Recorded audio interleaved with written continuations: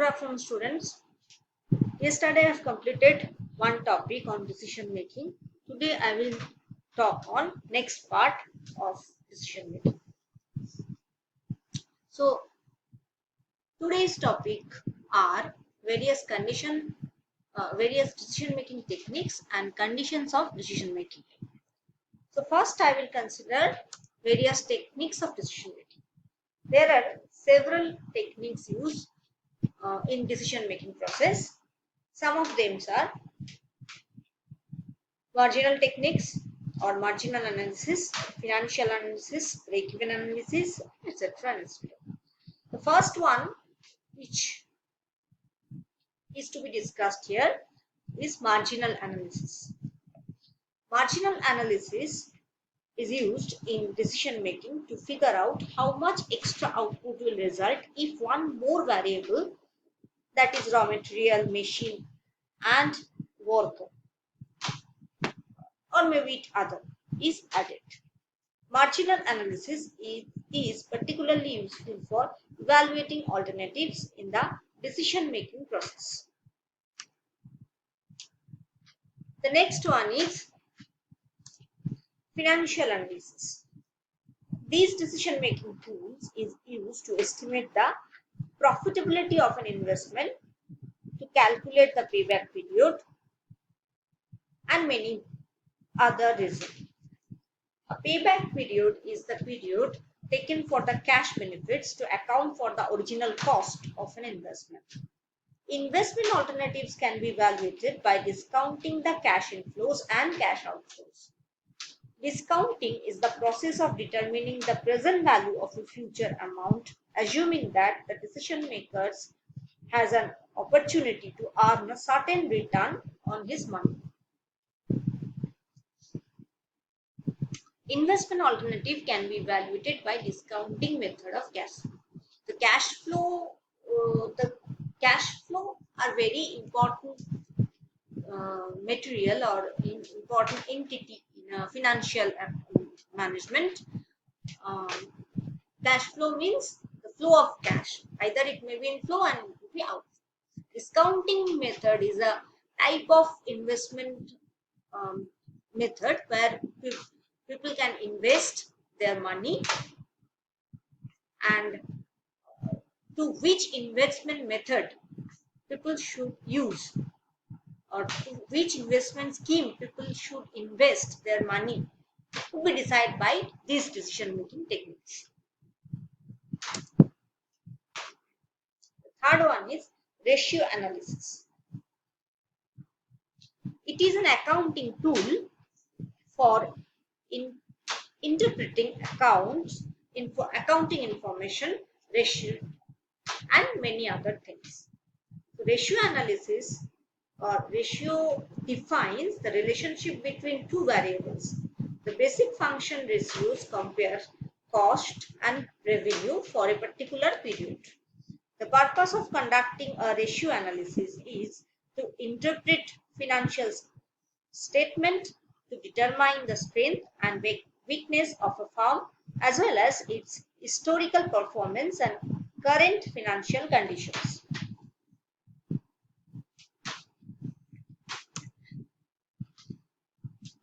This next decision making techniques is operational research.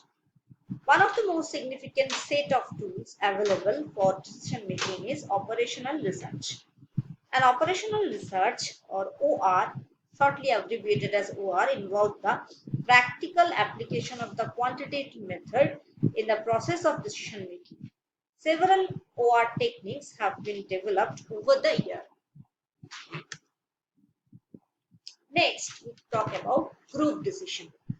Some of the techniques employed to make the group decision making process more effective and decision making more efficient, in which creativity are also encouraged. So, a group decision or group decision making is also known as collaborative decision making. It is a situation-based scheme when individuals collectively make a choice from the alternatives between them. The decision is then no longer attributable to any single individual who is a member of the group.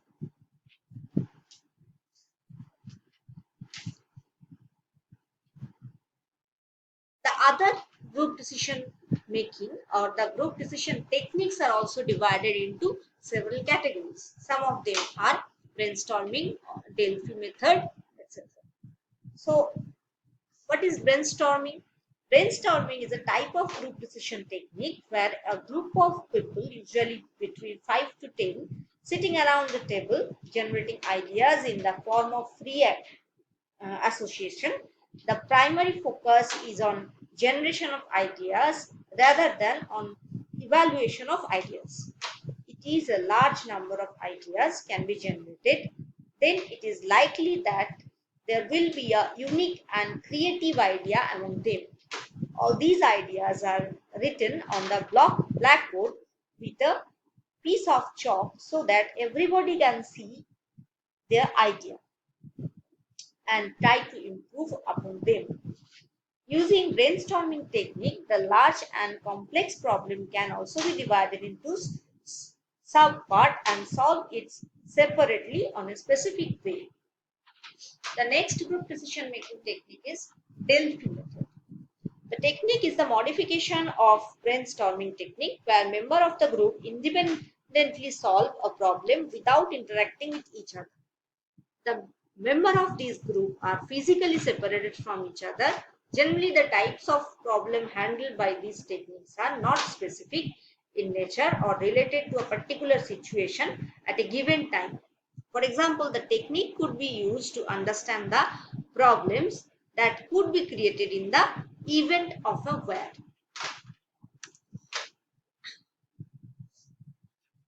So, there are certain steps of decision or the Delphi techniques. The first step was the problem is to be identified and a sample of expert is selected. These experts are asked to provide potential solution through a series of carefully designed questionnaires. Next step is each expert complete and refers the initial questionnaires. Third step is the result of the questionnaires are compiled at a central location and the central coordinator prepare a second questionnaire based on the previous answer. The fourth step, each member receive a copy of result along the second questionnaires. Next step was member are used to review the results and respond to the second questionnaires. The result typically trigger new solution or cause challenges in the original position. And lastly, the process is repeated until a consensus is reached. So these are two techniques of one is brainstorming and Delphi techniques, which are used in group decision, which are usually used in group decision techniques, and these two are more creative and people oriented to where innovative of or the idea will be innovative idea will be generated. So people are the managerial top positions use or like this type of decision process. Now we talk to about conditions of decision making.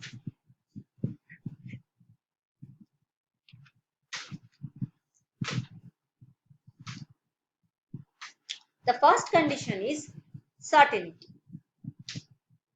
So according to the conditions of decisions are made under three conditions. One is certainty, other is risk, and third one is uncertainty. The first condition is certainty, which means that the available alternatives which are thought to be taken in problem solving are certain. Their cost and benefits is also certain and fixed.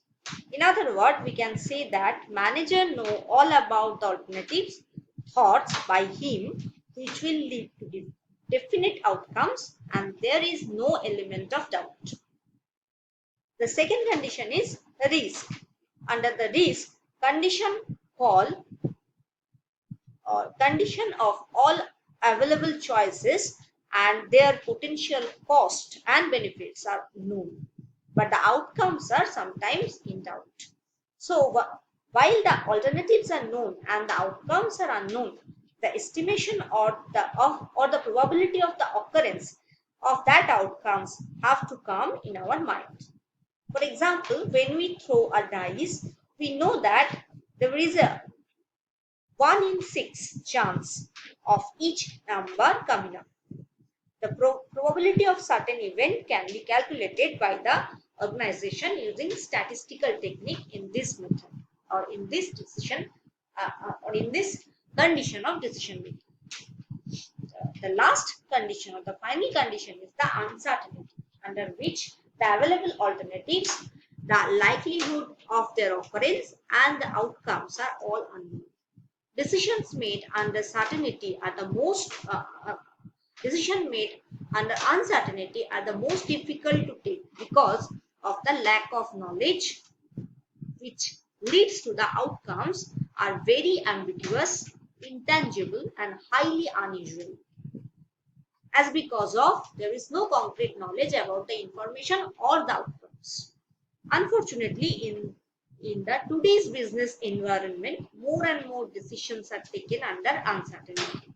So managers need to use their intuition and judgment while taking decision under these circumstances. So today's session is over. Listen it carefully, and if you have any doubt, feel free to share it with me. Thank